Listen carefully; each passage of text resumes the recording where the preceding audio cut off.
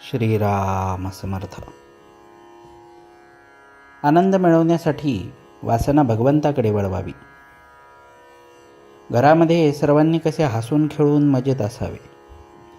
आपली वृत्ती अशी असावी की ज्याला आनंद पाहिजे असेल त्याने आपल्याकडे धाव घ्यावी.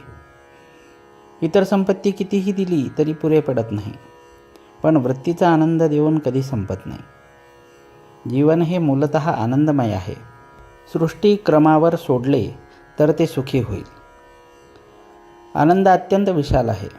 देहबुद्धी मेली म्हणजेच त्याची प्राप्ती होत असते. आनंद मिळवणे हे सोपे आहे, पण हे समजून आपण सोपे झाले पाहिजे. आपण उपाधीने जड झालो आहोत म्हणून आपण हलके झाले पाहिजे. सर्व जगाला आनंद हवा असतो, म्हणून कोणत्याही परिस्थितीत आनंद राखावा. आनंद हा शाश्वत आहे, पण आपण विषयातच आनंद मानतो, त्यामुळे खरा शाश्वत आनंद आपल्याला मिळत नाही. फोड आला म्हणजे खाज सुटते, आणि खाजवल्यावर रक्त आले तरी एक प्रकारचा आनंद आपल्याला होत असतो. पण म्हणून खाजवतच राहणे योग्य होईल का? कुत्र्याच्या तोंडात हाड असताना स्वतःच्या तोंडातले रक्तच तो चघळत असतो. त्यातले काही रक्त जमिनीवर पडून कमीही होत असते, परंतु तो हाडूक काही सोडित नाही. विषयाचा आनंद हा असाच असतो.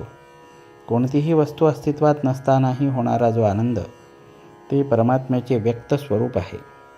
वासना भगवंताकडे वळविली की मग आनंदाशिवाय दुसरा कोणता लाभ होणार? खरोखर वासना ही विस्तवासारखी आहे. ज्या विस्तवाने सुंदर स्वयंपाक करून कढत आणि ताजे अन्न खायला मिळते, तोच विस्तव जर घरावर ठेवला तर घर जाळून टाकतो.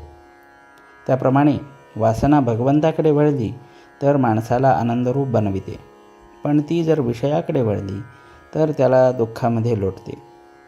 वासना रोज नवीन नवीन खेळ आपल्याला दाखविते. म्हणजे खेळ जुनेच असतात, पण आपली वासना मात्र नवी असते. वासना म्हणजे अभिमान किंवा मीपणा.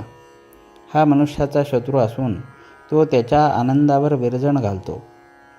वासनेमुळे चित्ताला समाधान नाही हे कळत असूनसुद्धा वासनेचा जोर इतका विलक्षण असतो की तो शेवटच्या श्वासापर्यंत जात नाही. ज्याने वासनेला जिंकले त्याच्यावर भगवंताची कृपा झाली म्हणून समजावे.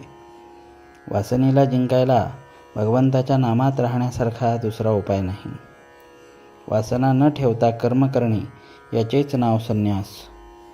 जिथे वासना संपली तिथे आनंदच आहे.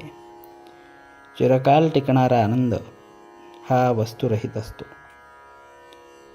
जानकी जीवन स्मरण. जय जय राम.